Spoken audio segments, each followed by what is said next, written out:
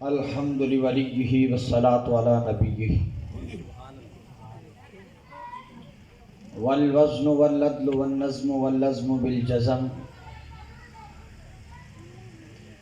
بوحدته بكبريائه بسلطان وبإعلان وبإتقان وبإيمان وبيان في فرقان وحده لا شريك له وحده بوحدة موحدة بوحدة موحدة بوحدة وحيدا وأحدا بلا مدد وجدد ونصب ووصف في الكمال لا شريك له ولا نظير له ولا مثل له ولا مثال له ولا وزير له ولا مقارن له ولا مقازم له ولا مضاني له ولا مضاري له أما بعد فأعوذ بالله من الشيطان الرجيم بسم الله الرحمن الرحيم قد جاءكم من الله نور وكتاب مبين آمنت بالله صدق الله العظيم وصدق رسوله النبي الكريم الأمين الرؤوف الرحيم الكريم إن الله وملائكته يصلون على النبي يا أيها الذين آمنوا صلوا عليه وسلموا تسليما كثيرا كثيرا كثيرا بآواز بلند پڑھیے صلاۃ والسلام علیک یا سیدی یا رسول اللہ وعلی آلک واصحابک یا سیدی یا حبیب اللہ الصلاۃ والسلام علیک یا سیدی یا نبی اللہ وعلی آلک واصحابک یا سیدی یا نور اللہ۔ اللہ رب العزت کی حمد و ثنا کے بعد حضور اکرم شفیع معظم ہادی و بنی آدم ہادی سبل خاتم الرسل یتیموں کے شہنشاہ حضرت محمد مصطفیٰ صلی اللہ علیہ وسلم کی بارگاہ اقدس میں ہدیہ درود پیش کرنے کے بعد پنڈال میں تشریف رکھنے والوں، اسٹیج پر سادات اور نعت خوانان حضرات، سب سے پہلے السلام علیکم ورحمۃ اللہ وبرکاتہ۔ میں نے آپ کے سامنے قرآن مجید فرقان حمید کی ایک آیت مبارکہ پڑھنے کا شرف حاصل کیا۔ اس کے اندر مالک نے فرمایا قد جاءکم من اللہ نور و کتاب مبین، تحقیق آیا تمہارے پاس نور اور روشن کتاب۔ کچھ لوگ ہیں وہ نور سے مراد بھی قرآن مجید لیتے ہیں اور کتاب سے مراد بھی قرآن مجید لیتے ہیں، لیکن جس عقیدے کے ہم فقیر ہیں، ہمیں جن مالکیوں نے یہ عقیدہ عطا کیا ان کا شکریہ، انہوں نے ہمیں یہ سمجھا دیا کہ نور اور ہے اور کتاب اور ہے۔ امام فخر الدین رازی فرماتے ہیں جو نور سے مراد بھی قرآن لے اور کتاب سے مراد بھی قرآن لے وہ گمراہ اور بد مذہب ہے۔ کیوں؟ کیونکہ نور روم و کتاب مبین، درمیان میں وہ عاطفہ موجود ہے۔ جب ہم کہتے ہیں زمین و آسمان، آسان مثال ہے زمین و آسمان، کیا زمین اور آسمان میں فرق کیوں نظر آ رہا ہے؟ کیونکہ درمیان میں وہ عاطفہ ہے۔ ہم کہتے ہیں صبح شام، درمیان میں وہ عاطفہ ہے۔ پتہ یہ لگا کہ صبح اور ہے اور شام اور ہے، آسمان اور ہے اور زمین اور ہے۔ اب یہاں پر تو معنی چینج ہے، وہاں نور و کتاب مبین، حتیٰ کہ اگر یہاں پر معنی چینج ہے، زمین اور ہے اور آسمان اور ہے، تو پتہ چلا کہ وہاں نور اور ہے اور کتاب اور ہے۔ نور سے مراد آپ کے اور میرے آقا ہیں جنہیں اللہ تعالیٰ نے اس وقت نبی بنایا۔ نبی علیہ السلام نے فرمایا کہ میں اس وقت بھی نبی تھا، اس وقت میں پیدا ہو چکا تھا جس وقت حضرت آدم مٹی اور پانی کے درمیان تھے، یعنی گارے میں تھے، ابھی حضرت آدم تخلیق نہیں ہوئے تھے۔ ہمارا وہ عقیدہ ہے کہ ہمارا نبی نور ہے۔ بشر کہتے ہیں کہتے رہے، بشر رب نے کہا اپنے محبوب کو، حضرت موسیٰ کو لوگوں نے رب کہہ دیا، نبی علیہ السلام نے چاند کے 2 ٹکڑے کیے، لوگوں نے دیکھا۔ حبیب یمنی جس نے ابو جہل کو کہا کہ میری نسل سے ایک بچہ ہے جو بہت بڑا جادوگر ہے، حبیب یمنی نے کہا میں اس کا علاج کروں گا۔ بہت بڑا حکیم اور طبیب تھا، یمن کے شہر کا رہنے والا۔ اب ابو جہل نے کہا ایک بات یاد رکھنی ہے کہ جب وہ یہاں تشریف لائے، یہاں پر آئے تو استقبال نہیں کرنا، اپنے محبوب کا رب خود استقبال کرواتا ہے۔ جب معراج کی رات حبیب کبریا آسمان کی بلندیوں میں جا رہے ہیں، ایک فرشتہ کچھ تاخیر کی وجہ سے، کسی کام کی وجہ سے لیٹ ہو جاتا ہے، رب اس کے پر ضائع کر دیتا ہے۔ یہ تو پھر کائنات ہے، نوری مخلوق جو معصوم ہے، کبھی غلطی نہیں کر سکتی، اپنے محبوب کے ادب میں نہ کھڑے ہونے کی وجہ سے رب اس کے پر چھین لیتا ہے۔ ابو جہل نے کہا کوئی کھڑا نہ ہو۔ حبیب یمنی نے کہا کہ تم سٹیج پر جلوہ فرماؤ، جب وہ آئیں گے تم نہیں کھڑے ہوگے تو ہم نہیں کھڑے ہوں گے۔ کیا دیکھتے ہیں جب حبیب کبریا تشریف لا رہے ہوتے ہیں تو سیدنا صدیق اکبر فرماتے ہیں یا رسول اللہ اگر اس بدبخت نے آپ کو تکلیف دی تو میں برداشت نہیں کر سکوں گا۔ حضور نے فرمایا تم چلو تو صحیح، کیونکہ میرا نبی علم غیب رکھتا تھا، غیب کی خبریں رکھتا تھا۔ موبائل ہے، موبائل یہ بتا سکتا ہے پورے ہفتے کے اندر کس دن بارش ہوگی اور کس دن سورج نکلے گا۔ کم از کم تو اپنے نبی کی عقل کو موبائل کتنا تو مان۔ تو کہتا ہے نبی کو علم غیب نہیں، اور تو کہتا ہے موبائل کو علم غیب ہے، جو انگریز کی ایجاد ہے، جس نے کلمہ بھی نہیں پڑھا اس چیز کو علم غیب ہے اور اپنے نبی پر تانا زنی کرتا ہے۔ بعد حضرت حبیب یمنی نے جب کہا کہ نبی علیہ السلام تشریف لا رہے ہیں، صدیق اکبر کبھی آگے کبھی پیچھے، کبھی دائیں کبھی بائیں، جب اس پنڈال میں تشریف لاتے ہیں تو سب سے پہلے ابو جہل کھڑا ہوتا ہے۔ جب ابو جہل کھڑا ہوتا ہے دوسرے بھی کھڑے ہو جاتے ہیں۔ حبیب یمنی کہتا ہے سوال 2 ہیں، اب جادوگر ہیں مانا، سوال 2 ہیں، ایک آپ کے سامنے ہوگا اور ایک میرے اندر کا ہے، جواب دونوں آپ نے دینے ہیں۔ نبی علیہ السلام نے فرمایا آپ کریں سوال۔ اس نے کہا یہ پہاڑ ہے، پہاڑ کے اوپر چاند ہے، اس چاند کو ٹکڑے کر کے دکھاؤ۔ نبی علیہ السلام نے یہ نہیں کہا یمنی کلمہ پڑھو، یہ نہیں کہا۔ نبی علیہ السلام نے اشارہ کیا، چاند 2 ٹکڑے ہو گیا۔ حضرت ابو طالب فرماتے ہیں کہ محمد مجھے اس دن یقین ہو گیا تھا جس دن تو دنیا میں پیدا ہوا تھا، تیرا جھولا کبھی ادھر جاتا تھا کبھی ادھر جاتا تھا کبھی ادھر جاتا تھا، اور میں چاند کو دیکھتا تھا، کبھی چاند ادھر آتا تھا کبھی ادھر آتا تھا کبھی ادھر آتا تھا۔ جب چاند 2 ٹکڑے ہوا حبیب یمنی پریشان ہو گیا۔ ابو جہل نے کہا اس کا جادو آسمانوں پر بھی چل جاتا ہے، استغفر اللہ۔ اس نے کہا دوسرا سوال میرے اندر موجود ہے۔ جب اس نے کہا دوسرا سوال اندر موجود ہے تو نبی علیہ السلام نے فرمایا وہ حبیب یمنی جب تو گھر جائے گا تجھے اس کا جواب بھی مل جائے گا۔ اس کا دوسرا سوال یہ تھا، اس کی بیٹی تھی،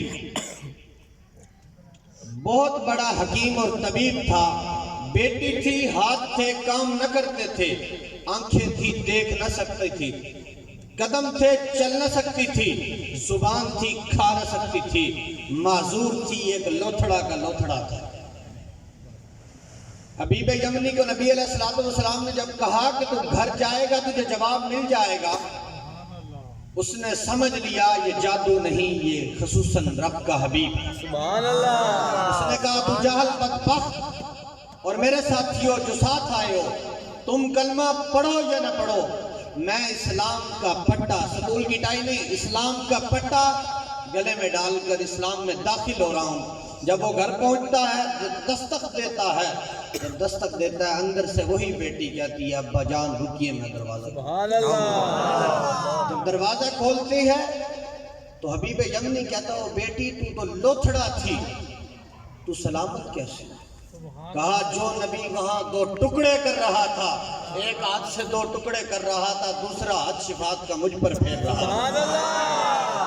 بتاؤ میرا نبی نور ہے کہ نہیں؟ بتاؤ نور ہے کہ نہیں؟ اور حضرت ہاشم ٹھٹوی، سندھ کا شہر ٹھٹھا، جانتے ہوں گے لوگ، یہ وہ کامل بزرگ ہیں جن کے بارے آتا ہے کہ مدینہ منورہ کے سامنے، روضہ انور کے سامنے جب یہ سلام کرتے تو دنیا دیکھتی ان کے سلام کا جواب نبی علیہ السلام کی قبر انور سے۔ سبحان اللہ! یہ وہ کامل بزرگ ہیں، یا وہ اپنے بارے کہتے ہیں یا کسی اور کے بارے، وہ بیان فرماتے ہیں کہ خواب کی حالت میں نبی علیہ السلام سے پوچھا، یا رسول اللہ صلی اللہ علیہ وسلم، آپ کا جو امتی آپ کا میلاد مناتا ہے اس پر آپ کا کیا رد عمل ہے؟ 2 لفظوں میں نبی علیہ السلام نے جواب دیا، من فرین بہا و فرین بہی، جو ہمارا امتی ہمارا میلاد مناتا ہے آسان بات ہے، ہم اس سے خوش ہوتے ہیں اور وہ ہم سے خوش ہوتے ہیں۔ سبحان اللہ! تکبیر! اللہ اکبر!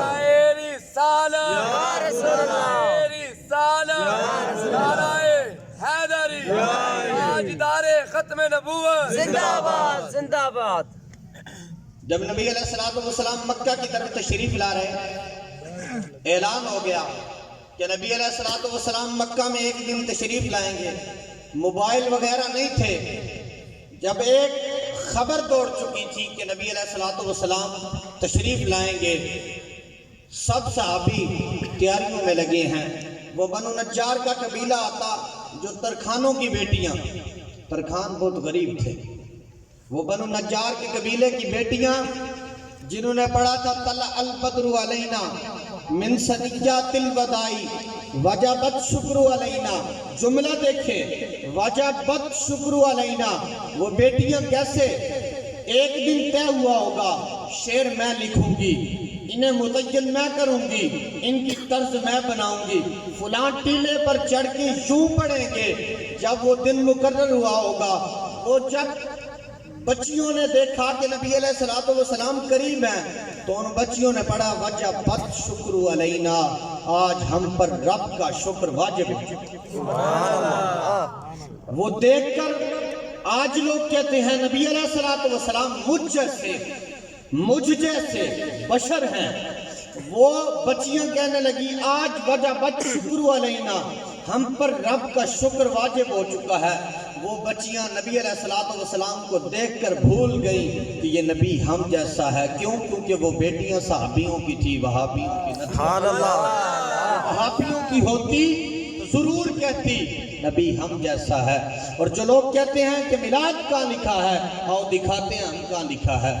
مشکاۃ شریف میں بھی یہ بات موجود ہے، الشفاء میں بھی موجود ہے، اور الشفاء قاضی ایاز مالکی رحمت اللہ تعالی علماء فرماتے ہیں کہ انہوں نے الشفاء لکھ کر امت پر ایک بہت بڑا احسان کر دیا۔ اس نے کہا کیسا احسان؟ کہا اگر کائنات کے اندر الشفاء شریف نہ آتی تو کسی کو نبی علیہ السلام کی شفاعت کا علم نہ ہو۔ یہ وہ شفاء ہے۔ اور بزرگ فرماتے ہیں کہ جس گھر میں الشفاء موجود ہو، پڑھتا چاہے کوئی نہ ہو، اس گھر میں نہ کبھی جادو ہو سکتا ہے اور نہ جن داخل ہو سکتا ہے۔ سبحان اللہ! اس کے اندر بات موجود ہے۔ نبی علیہ السلام نے خود منبر بچھایا مسجد نبوی میں، حضرت حسان درباری شاعر ہیں، اور فرمایا حسان میرے منبر کے اوپر کھڑے ہو کر میری نعت پڑھے۔ یہ میلاد نہیں تو اور کیا ہے؟ آپ نے فرمایا وَأَحْسَنُ مِنْكَ لَمْ تَرَكَتْ عَيْنِي وَأَجْمَلُ مِنْكَ لَمْ تَلِدِ النِّسَاء خُلِقْتَ مُبَرَّعًا مِنْ كُلِّ عَيْبٍ۔ یا جملہ سنیں، وَأَجْمَلُ مِنْكَ لَمْ تَلِدِ النِّسَاء، یا رسول اللہ تجھ جیسا حسین نہیں ہے۔ کیا حضرت حسان تو سامنے دیکھ رہے ہیں، بھول گئے کہ نبی بشر ہے، بھول گئے نبی ہم جیسا ہے۔ جو دیکھ رہا ہے وہ کہہ رہا ہے وَأَجْمَلُ مِنْكَ لَمْ تَلِدِ النِّسَاء، جو کائنات کا کمینہ نہیں دیکھتا وہ کہتا ہے نبی بشر، میرا نبی نور ہے۔ قَدْ جَاءَكُم مِّنَ اللَّهِ نور، اللہ تعالیٰ نے یہاں بھی نور کا جملہ بیان کر کے بتا دیا کہ میرا نبی نور ہے، میرا نبی نور ہے۔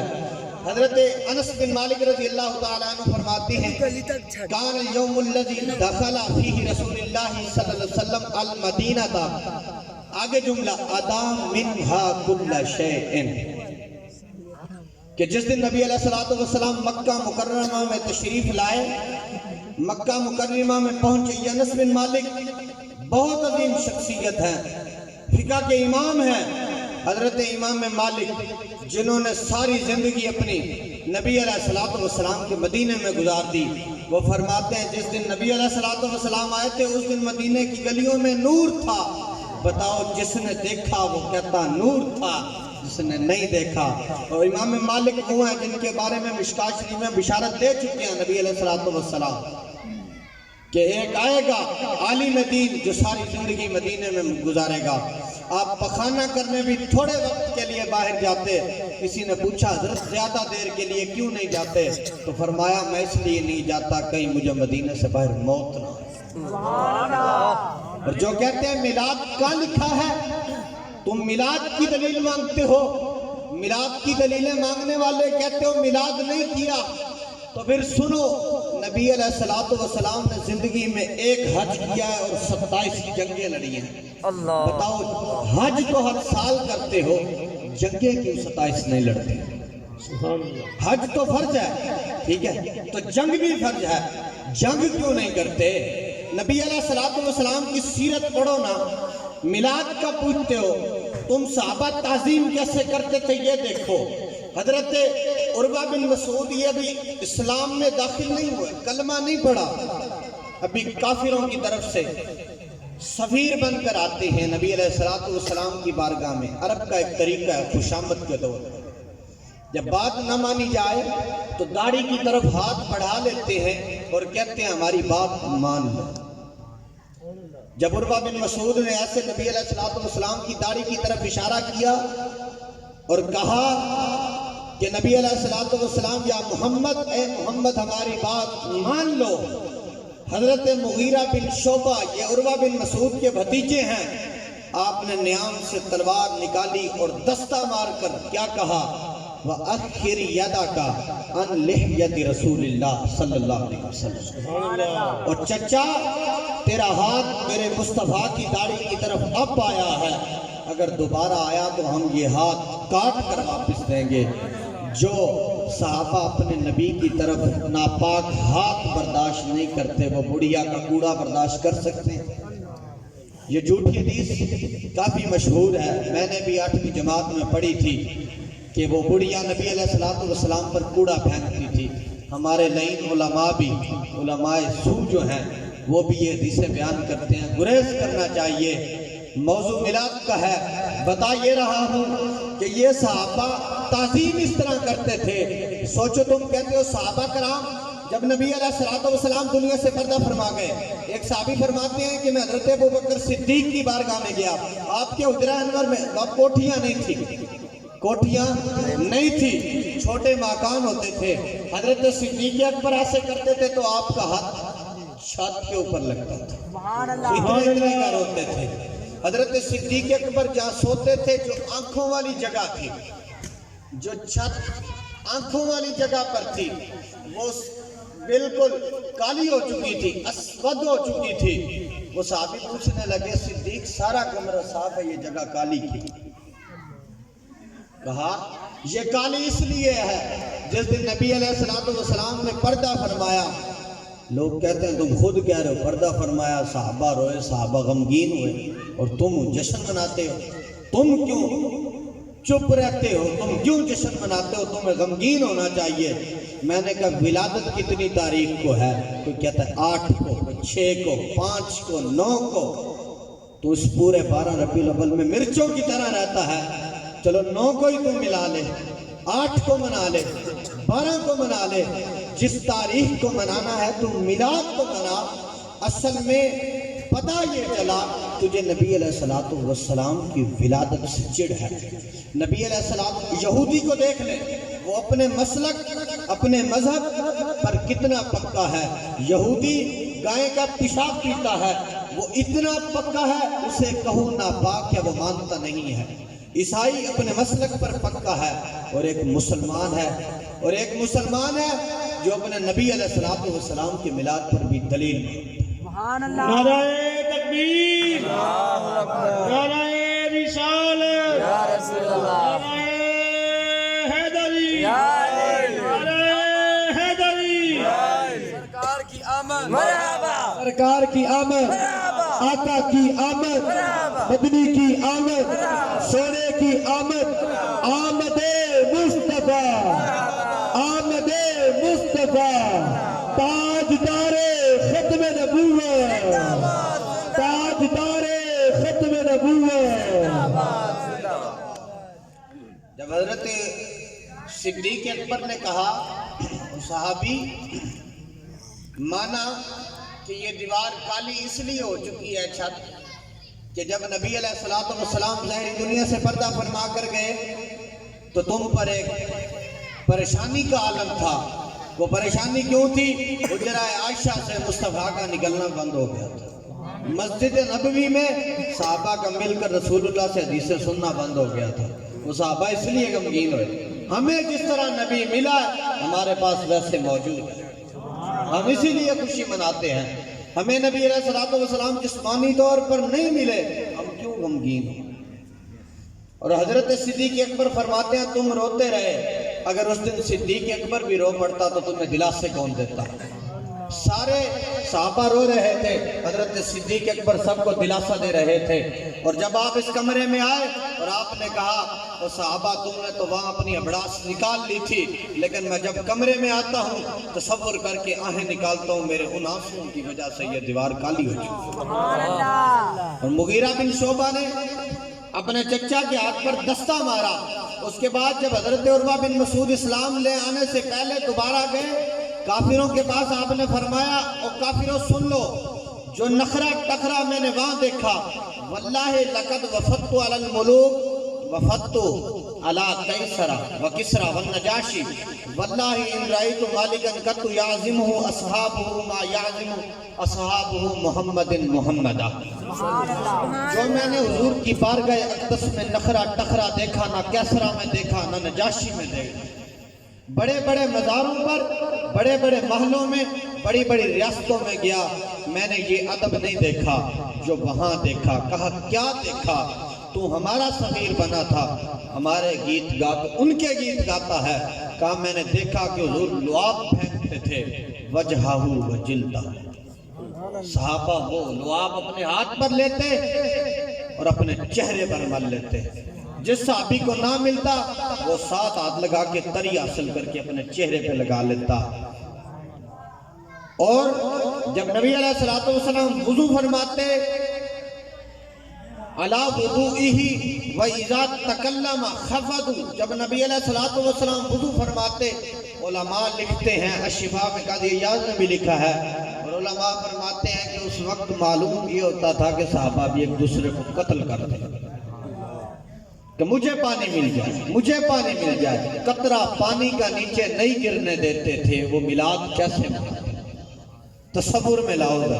جب حضرت صدیق اکبر کے ساتھ وہ عشق کا قافلہ پہاڑ پر چڑھ رہا تھا، غار ثور کی طرف جا رہے تھے، جب نبی علیہ الصلوۃ والسلام غار ثور کی طرف جاتے ہیں، اندر جانے کا ارادہ کرتے ہیں، صدیق فرماتے ہیں یا رسول اللہ ٹھہریے، میں اندر سے صفائی کروں۔ آپ اندر سے ساری صفائی کر کر باہر آتے ہیں۔ نبی علیہ الصلوۃ والسلام کندھوں پر سوار ہو کر پہاڑ پر آئے تھے۔ اب نبی بھی اندر ہے اور پہلا خلیفہ بھی اندر ہے، اور کفار جب اوپر گئے غار ثور میں، کہا کہ نبی یہی موجود ہے۔ کیا دیکھتے ہیں آپ؟ کبوتری نے انڈے دیے، مکڑی نے جال بچھا رکھا ہے۔ انہوں نے کہا کہ یہاں سے کوئی بشر نہیں گزرے۔ کیوں؟ کیونکہ وہ نبی کو اپنے اوپر قیاس کر رہے تھے کہ جس طرح کے ہم ہیں اسی طرح کا مسلمانوں کا نبی محمد ہے۔ انہیں کیا پتا تھا یہ نور ہے۔ انہوں نے کہا اگر یہاں سے کوئی بشر جاتا تو یہ گھونسلہ گر کر انڈے ٹوٹ جاتے، اگر کوئی بشر جاتا تو مکڑی کا جال ٹوٹ جاتا، غرق ہو جاتا۔ یہاں سے کوئی بشر نہیں گزرا، تو نے اپنے نبی کو اتنا بھی نہیں مانا سوال کرتے ہیں کہ چلو نبی تو نور ہوا، نبی تو نور کے ذریعے اندر چلا گیا، صدیق کیسے گیا؟ میں نے کہا جب کندھوں پر، کرم شاہ صاحب نے بھی لکھا ہے، جب کندھوں پر حضرت صدیق اکبر کے کندھوں پر نبی علیہ الصلوۃ والسلام سوار ہوئے، پھر صدیق بھی نور بن چکا تھا۔ اور معراج کی رات بھی حضرت صدیق اکبر عرش لامکان تک ساتھ گئے ہیں، علماء نے اس بات کو لکھا۔ آپ یہ نہیں مان سکتے کہ آپ کا نبی نور کی طرح گیا ہے، انسان تیری آنکھ کے اندر چھوٹا سا نور لگا ہے اور وہ اس شیشے سے جا رہا ہے، شیشہ کیوں نہیں ٹوٹا؟ تیرا یہ آنکھ کا نور نبی کے نور سے زیادہ ہے۔ اللہ تعالیٰ نے عقل کے 100 حصے بنائے، بلکہ عقل کے خالق نے عقل اتنی بنائی کہ جتنی کائنات کے اندر ریت ہے، بڑے سے بڑا سائنسدان آ جائے وہ ریت کے ذرے نہیں گن سکتا، حضرت جبرائیل کے علاوہ ریت کے ذرے نہیں گن سکتا۔ نبی علیہ الصلوۃ والسلام، اللہ تعالیٰ نے ریت کے ذروں جتنی عقل بنائی اور ایک حصہ علیحدہ کیا، 99 اپنے نبی کو عطا کیا، جن کے حصے میں ایک ریت کا ذرہ عقل میں آیا، وہ 99 ریت کے ذروں کی عقل کے برابر والے کو اپنے برابر کرتے ہے؟ کبھی نہیں۔ اور حضرت ابوبکر مجاہد رحمہ اللہ تعالیٰ فرماتے ہیں کہ میں خواب میں دیکھا حضرت شیخ شبلی، یہ میلاد کی دلیل، جو کہتے ہیں میلاد نہیں منانا چاہیے، جو مناتے ہیں ان کے لیے قرآن کی نص ہے۔ حضرت ابوبکر مجاہد فرماتے ہیں کہ میں خواب میں دیکھ رہا ہوں حضرت شیخ شبلی رحمت اللہ تعالیٰ کا ماتھا مبارک نبی علیہ السلام نے چوما۔ حضرت ابوبکر مجاہد فرماتے ہیں کہ میں نے پوچھا کہ ان کا بغداد میں شیخ شبلی رحمت اللہ تعالیٰ کا کوئی مقام و مرتبہ ہی نہیں ہے، حضور آپ ان کا چہرہ چوم رہے ہیں؟ فرمایا میں مانتا ہوں کہ اس کا بغداد میں کوئی چرچا نہیں ہے، لیکن میری بارگاہ میں چرچا ہے۔ حضرت ابوبکر مجاہد نے پوچھا یا رسول اللہ ایسا کون سا کام ہے؟ فرمایا یہ ہر نماز کے بعد سورۃ توبہ کی آخری 2 آیتیں، لَقَدْ جَاءَكُمْ رَسُولٌ مِّنْ أَنفُسِكُمْ عَزِيزٌ عَلَيْهِ، یہ آیت نبی علیہ السلام کی ولادت پر ہر نماز کے بعد ایک مرتبہ پڑھتا تھا، اس ایک مرتبہ پڑھنے کی وجہ سے میں نے اس کی پیشانی کی۔ اور ایک صحابی نبی علیہ السلام کی بارگاہ میں جلوہ فرما تھا، پوچھنے لگا کہ نبی علیہ السلام میں نے خواب دیکھا، حضور کا بھی یہ طریقہ کار تھا کہ جب صبح ہوتی صحابہ کی مجلس لگتی، نبی علیہ السلام سامنے سونا چہرہ بیٹھا ہوتا تو آپ فرماتے صحابہ بتاؤ خواب آج تعبیر بتاؤ۔ ایک صحابی نے کہا یا رسول اللہ میرا خواب بڑا اوکھا ہے، حضور نے فرمایا بولو نا ہم تعبیر بتائیں۔ کہا یا رسول اللہ میں نے رات کو خواب میں دیکھا میں نے آپ کی پیشانی چومی۔ فرمایا تعبیر پوچھ لی ہے؟ کہا جی۔ کہا صحابہ رشتہ دو، آجا میری پیشانی چوم، یہ تعبیر، آجا پیشانی چوم، یہ تیری تعبیر ہے۔ اور مقام مصطفیٰ کو اپنے ساتھ ملانے والوں، حضرت امام سیوطی لکھتے ہیں کہ مقام مصطفیٰ کو سمجھنے کے لیے مقام مصطفیٰ کے ہزاروں اربوں حصوں میں سے ایک حصے کو سمجھنے کے لیے حضرت خضر کی عمر کی ضرورت ہے، اور حضرت خضر کی عمر کا علم کسی کو کروڑویں حصے کی چھوٹی سی۔ جس دن نبی علیہ السلام کائنات میں نازل ہوئے، اس دن جانوروں نے، پرندوں نے، درندوں نے ایک دوسرے کو جب خبریں دی اور کہا کہ آج نبی آ رہا ہے، مبارک ہو نبی آ رہا ہے، مبارک ہو نبی آ رہا ہے، جو چھوٹے پرندے تھے انہوں نے کہا کہ پہلے کتنے نبی آئے، کتنے نبی آئے، تم نے مبارکیں نہیں دی، اب کیوں مبارک دیتے ہو؟ کہا اب مبارک اس لیے دیتے ہیں کہ وہ صرف انسانوں کے نبی تھے، یہ ہمارے بھی نبی، تمہارے بھی۔ سبحان اللہ، نعرہ تکبیر، نعرہ رسالت، نعرہ تحقیق، نعرہ حیدری، نعرہ حیدری۔ احسان نے جب پڑھا تھا نا وجبت وَأَحْسَنُ مِنْكَ لَمْ تَرَكَتْ عَيْنِي وَأَجْمَلُ مِنْكَ لَمْ تَلِدِ النِّسَاء، آخر کے اندر نبی علیہ السلام نے کیا فرمایا؟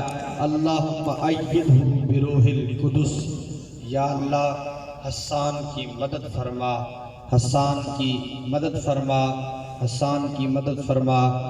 آخری شعر کے ساتھ میں اجازت چاہوں گا کیونکہ وقت نہیں ہے طویل گفتگو کرنے کا۔ فضل رب العلا اور کیا چاہیے، مل گئے مصطفیٰ اور کیا چاہیے، دامن مصطفیٰ جن کے ہاتھوں میں ہو ان کو روز جزا اور کیا چاہیے، ہر جرم پہ کرم، ہر خطا پہ عطا رحمت مصطفیٰ اور کیا چاہیے، وما توفیقی الا